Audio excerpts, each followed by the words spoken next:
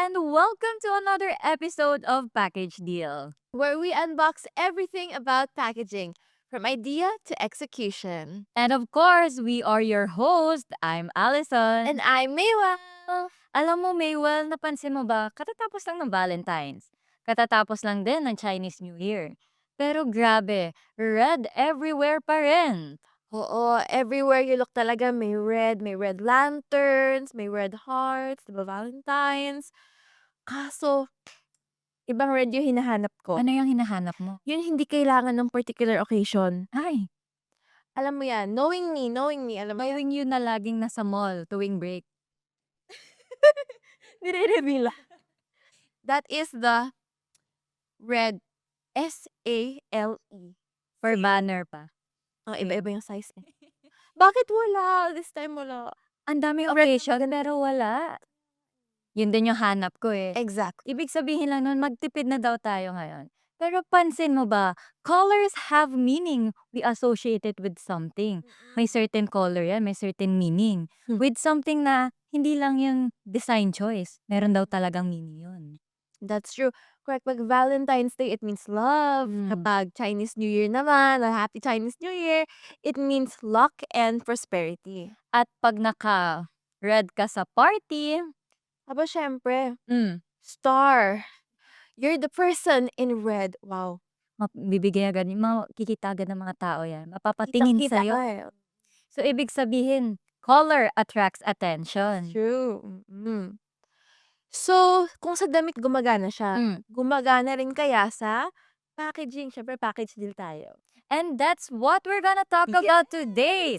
Welcome to the 4th episode of Packaging, where design that sells. Before we start this exciting episode, Package Deal is your go-to packaging podcast where we, your hosts, special guests, and also you, our audience, unbox the world of packaging together.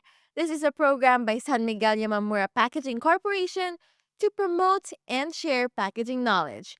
Whether you're a business owner, a packaging enthusiast, or just someone wants to learn about how packaging can make or break your product. And syempre, hindi lang ulit kami lang ang nandito for Syempre, today's banggit na, episode. special guest, di ba? Since we invited our in-house expert, where they are expert behind creativity and design. Joining us today from the creatives team of SMYPC, we have partner Martin and Carla. And lang magandang umaga sa inyo mga partners, and thank you for being with us here today for this very special episode. Hello, mga ka-partners! I'm Carla, graphic designer of the creatives team. Welcome to the 4th episode of Package Deal, the creatives team. So let's start simple. As the creatives team, I believe na mas napapansin niyo yung mga creativity, design, labels sa market ngayon. Since you have the professional eye for it. And I want to ask you, ano nga ba ang mga characteristics ng effective packaging design? Bago ko sagutin yan, Allison, alam mo ba na 59% of Filipino consumers binabasa muna nila ang design labels before nila bilhin, lalo na kung first time nila nakita. Ay, that's so true. Isa na ako dyan. Hindi ako kasama sa percentage na yun. Wala naman. Kasi pag maganda yung design, add to cart agad, add to basket. Nandun na siya. Tapos pag-iisipan, saka ko lang pag-iisipan. Going back do sa tanong mo, dapat talaga ang design label natin ay clear, readable, concise, balanced, and dapat ay visually appealing. Yes. Para maiparating din natin sa ating mga consumers kung ano talaga ang value at benepisyo ng ating mga produkto. That's so true. Kasi pag generic lang minsan parang walang identity, di ba? Pare-pares lang sila pag pinagtabi-tabi mo. Kailangan talaga yung it stands out. Yeah. Ayaw naman, correct. Yes, tama. Yes. Yes, I agree. Kasi ang label kasi is hindi lang kasi pampaganda. It attracts kasi. Doon kasi nagbibigay ng information. And doon mo kasi sa visual mo, communicate mo sa market. Parang yan talaga yung in ngayon, no? Yung nga. attractive and can communicate well. Pero we're talking about the design packaging, ha? And then for our MSMEs watching, ano nga ba yung mga mandatories na dapat nasa label? Kasi parang hindi uso ang label ngayon. Sa ano ha? Kailangan Hindi. na yan. Going back to packaging, yes. Sige. Hindi naman sa love, You know, Happy Valentine. tayo na. Sige, bago natin isa-isahin yung ating mga design mandatories, i-explain muna namin ni Carla kung ano yung label design talaga. Mm. So, ito na nga. Mm. Unang-una, What's the chika? chika ko, Hmm. syempre, ito yung pinaka-importante. Label design. Yes. So, ang label design kasi, binubuo ito ng 5 o mahigit pang elements na depende sa estilo or type ng packaging ng produkto mo. Mm. So, yung sinasabi ni Carla na 5 o mahigit pa, yun yung ating mga design mandatories. So, later on, i-explain namin isa-isa kung ano yung mga mandatories natin. Pero yung design label is meron siya talagang 2 bahagi. So, yung first part na is yung principal panel. Wherein, doon nakalagay yung mga importanteng impormasyon na Dapat mabasa ng dapat mabasa ng consumers ating mga consumers. So, yung pangalawa naman natin ay yung information panel kung saan ay madalas nasa likuran ng ating product. So, dito natin nakalagay yung mga importanteng detalye at instruction ng iyong produkto. Ito yung kunyari pag masyadong mahal, babasahin ko yung nasa likod. Syempre naman, Yung pag kinuha ko na tas ay late ko nakita yung presyo, kunyari interesado pa rin ako. ako naman, matang mahal? Ano ba laman nito? Ayan. Yan yung ito yung kasi nakabase. So, Carla, ano-ano nga ba ang ating mga label design mandatories? Una-una sa lahat, brand name. Ito ay pangalan na yung negosyo. So, yung brand name, ano lang, tip lang. Dapat pagka mag-create kayo as an owner ng brand name, dapat hindi masyadong product-centric. It should be unique and creative. Kasi means, example, if yung nag-register kayo, Chili Master Garlic, Mm. syempre, pagka lumago yung negosyo nyo, nagkaroon kayo ng ibang product, mahirap na incorporate yung branding nyo doon sa Biglang may gatas sila. gatas. Paano masabihin Chili Master Garlic? Maanghang na Parang hindi ka nila. Yeah, dapat laging think positive. Dapat, hindi lang ako mag-chili garlic, lalago ang business ko. Wag tayong papakid. And manifesting. Tama. So, isang example ng being unique and creative sa branding is yung example natin dati may 2 negosyante during 1960s mag-asawa. Then mahilig sila sa arts and crafts. Then meron silang 5 anak. Nahihirapan silang mag-isip ng pangalan ng kanilang negosyo. So, sabi, bakit di na lang natin ipangalan sa ating mga cute na mga anak? So, yung pangalan ng anak nila is si Patsy, si Meggie, si Meldy, si Ronald, at si Tina. So, nung pinagsama-sama nila yung pangalan ng kanilang mga anak, ang naging outcome is Pape Melorotti. Pala yung ano no? yung sikat na brand name. Nung Oo. name niya. So, that's one way of being creative. Kala ko nun dati parang since stationaries, papel. Ako rin. Yan yung isip ko. Pero at least, di ba, meron pa rin relate sa product nila. So yun, yung product name naman natin ay dapat ay specific at nagpapahiwatig ito ng totoong produkto. Mm. So, yung product name, meron tayong, sa mga graphic artist natin, so meron tayong sinusunod na ruling na dapat yung product name natin is the biggest printed format sa ating design label. Kasi minsan, mas gusto nating ibida yung ating brand, mas malaki doon sa label. Pero dapat, kunyari, if your product is chili garlic, it should be the biggest chili garlic, brewed coffee, milk. So, yun. Para easily identifiable siya. Hindi na nila huhulaan, ano ba to? Makikita yung chili master garlic. Tapos gatas pala. Yun lang. So yung third natin, syempre, di talaga mawawala to. Ingredients. So dito nagsasaad na kumpletong sangkap ng produkto mo. Ay, gustong-gusto ko yan. So usually tanong nila sa ingredients, kailangan ko ba ilagay lahat? So the answer is yes. Ano kung 12 in 1? So dapat ilagay mo yung 12 in 1 and the other ingredients also. And meron din tayong isang ruling na kung ano yung largest portion ng ingredients mo, dapat yun yung nauuna sa list and so on and so forth.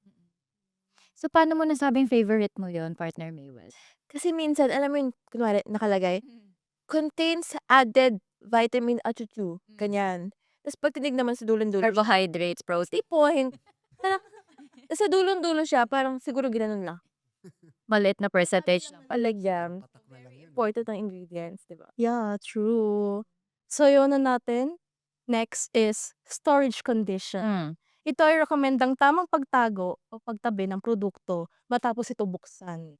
Yan, sa storage condition naman natin, importante rin yan sa ating label kasi, for example, yung product mo is soya milk. Mm. So, dapat nakalagay dyan na refrigerate after opening or consume immediately. Kasi minsan pagka wala, ako kung wala akong idea sa soya milk, ilalagay ko lang siya dyan, then after siguro 3-4 days, parang ano na siya, taho na. Hindi na siya safe. Hindi siya safe. Kakainin mo pa ba yung taho na yun? Mukha. Kasi hindi siya informed eh.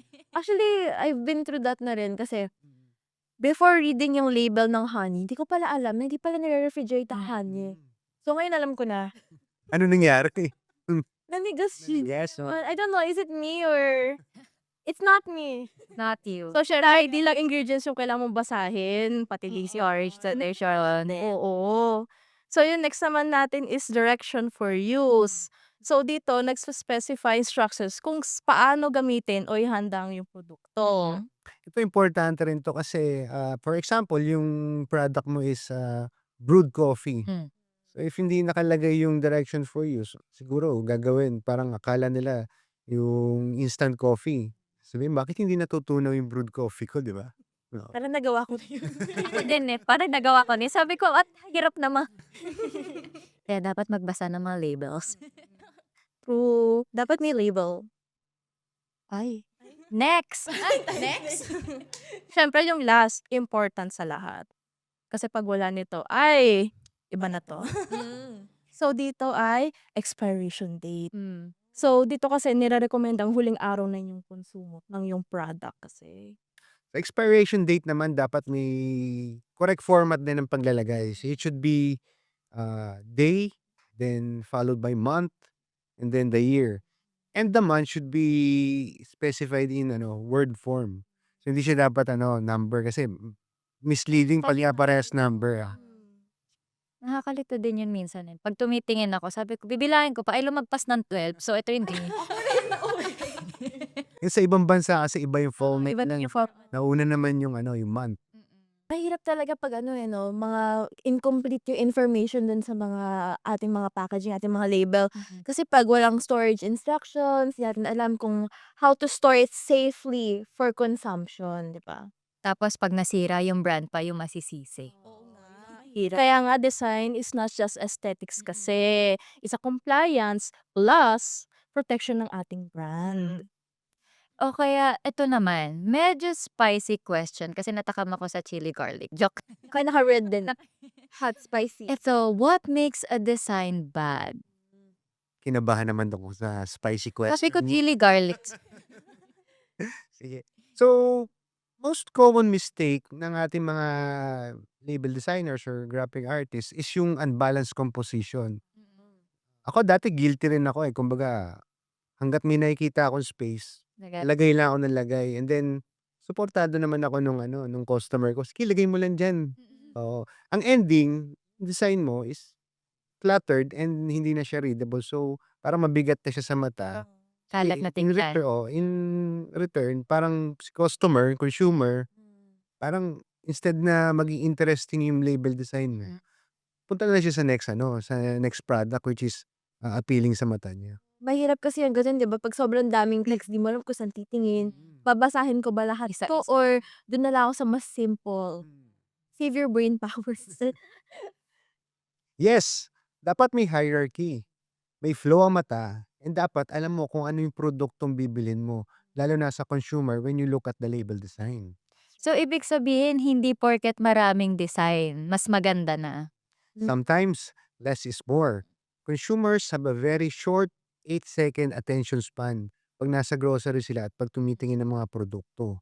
Kaya nga, pag ang packaging design ay cluttered, automatic X ka na yan sa consumers mo.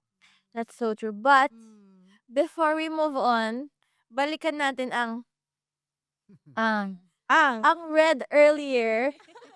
Kasi syempre, yung previous episode, may something din tayo sa damit eh. Ngayon, kailangan emphasis din natin. Red na red. May Valentine's night. Chinese New Year. Ayan. So speaking of red, may psychology din ba pagdating sa colors? Oo naman, Maywell. Ito ay importante. Siyempre, para maiparating natin sa ating mga consumers kung ano nga ba yung emosyon ng ating branding. Wow. Siyempre, pagka naiparating natin sa kanila ng maayos, maimpluwensyahan natin sila upang bilhin yung produkto natin. So, hindi pala basta-basta pagpili ng kulay. Hindi lang basta-basta na parang favorite color ko kasi red. Siyempre Gusto ko red. hindi. Hindi kasi, it should match the brand message kasi and the target market po naman. Ay, okay po. So, Carla, ano nga ba ang ating mga color theory sa branding? Ay, nakalista to. In my mind, ata. As a creative. As a creative. So yun na nga, etong suot mo natin lahat, ang red kasi is creates urgency, excitement, and passion. Excited ka ba? I sakto very excited kaya pala tayo naka-red. Yes, excited time lahat. Excited. Very passionate. So yung blue naman natin ay conveys trust, Mm-mm. security, and professionalism. Professionalism. Kaya ba naka-blue? Naka-black ako. It's usually meaning ng black. O ganun. Tapos next naman ay green. It represents health, growth, and tranquility. Tranquility? Next naman natin, yellow and orange evokes happiness, optimism, and energy. And last, syempre di pa papahuli, black and white. It represents luxury, sophistication, and minimalism. All Naka-black. Kasi professional lang, ikaw luxurious. Luxurious ako sa in. So, interesting kaya pala lagi pag healthy drinks ko na green. Instantly makikita mo na, green. Healthy. Kaya nga yung gulay, green. Ang dami kasi kaya ang dami nating nakikitang ganyan ngayon sa market, di ba? Mas lalo na pag sustainable or healthy, mas na healthy living, green talaga yung laging pinapackage nila doon. And that is the power of colors. Kaya with that naman, ano naman ang current packaging design trends natin? So, yung packaging current design trends natin, syempre di mawawala si die-cut shape. Kasi may mga ibang consumers natin is hindi na, ay, ano na siya, typical, sanay na sila sa mga straight na label. Oo. Syempre may times kasi nakaka-attract din yung mga customized na tama. shapes, specific shapes na kailangan mong ilagay. Then, dun kasi nagkakaroon ng point is para may uniqueness yung brand mo kasi. Then yung second naman is sustainable. Siyempre, 'di ba? Kailangan love natin si Mother Earth. Siyempre may mga ibang products kasi na nag-e-encourage sa mga consumers natin na maging recyclable yung product mo or pati ink nga recyclable din 'di ba? And siyempre dun kasi makikita ng mga consumers natin na ay medyo magkaka-trust ako dito sa brand na 'to kasi alam nila na kailangan parang love nila kasi yung environment. Responsible package. So, sa design trends natin, meron din tayo ngayon na yung mga nauuso yung 2D artwork. Mm-mm. Because dati kasi, lagi natin nilalagay mga actual pictures, yung mga uso, lalo na sa mga MSMEs natin. Actual products, minsan lores pa.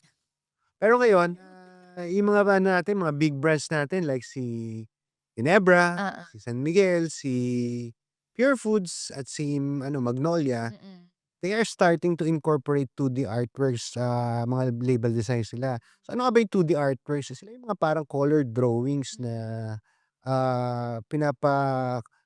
pinapa-paint natin sa mga homegrown artists natin.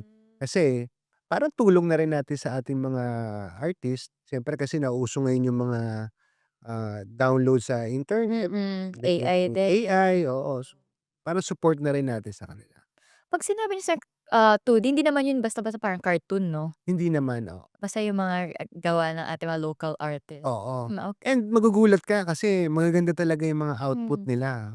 And another one is yung minimalist see-through. When we say minimalist see-through, ito yung parang you incorporate your actual products with the label design. So, paano ba natin ginagawa yon? For example, yung packaging mo is glass bottle. So, yung magiging label design mo is parang clear sticker lang. And then with the mandatories like yung product label, yung brand, yung net content, And then, yung background mo is kunyari yung Product mo yun na mismo. kunyari chili garlic. Mm. Tas mga bagoong. Oo. So, pwedeng yun yung maging background, maging part ng label design. The product will speak for itself. Yes, oo. Pero i-enhance na lang ng proper labeling design. Kasi, pero pansin niyo po na minimalist seems strong ngayon, no? Ayun naman, syempre. Correct. Clean look signals confidence kasi. O, tsaka parang pag simple lang, parang ang social tingnan. Oo. If startup pa lang, saan sila pwede gumawa or ng mga designs nila? So, ito na nga.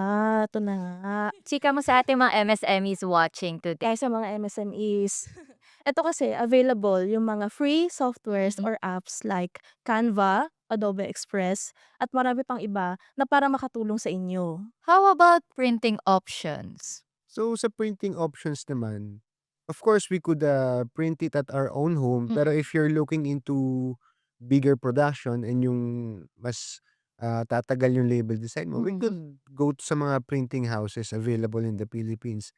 Pero ngayon, also, uso na rin yung design your own label online. Then, they have the option to print it and deliver it at your doorstep. Very So, convenient. very convenient na nga talaga ngayon. Buti nga may mga ganun na uso, di ba? Technology. Dati nga gugupitin ko pa isa-isa pag bilog yung stick. Ngayon may die cut na pala. But when your brand is ready to scale up, syempre mas maganda may proper consultation and professional packaging development. That's right. Grabe, ang dami palang science behind packaging, no? Akala ko noon, I want this color. Feeling ko aesthetic siya. Yan na. Ako yung brand owner, ako masusunod. But no, it's about psychology, compliance, strategy, and of course, creativity. And before pa man matikman ang product, Nabenta mo na to visually, nakuha ka na agad. yes. So, to all our MSMEs watching, don't underestimate your label. Because a packaging that looks intentional, Converts attention into sales. because it's not just a design, so that it checks the package deal. Thank you so much to our co-partner Carla and Martin for sharing your insights today. Thank you so much, mga kapartner. Thank you, mga partners. See you again. Ayun, sana di pa kayo na information overload sa ating guests today. Ayun.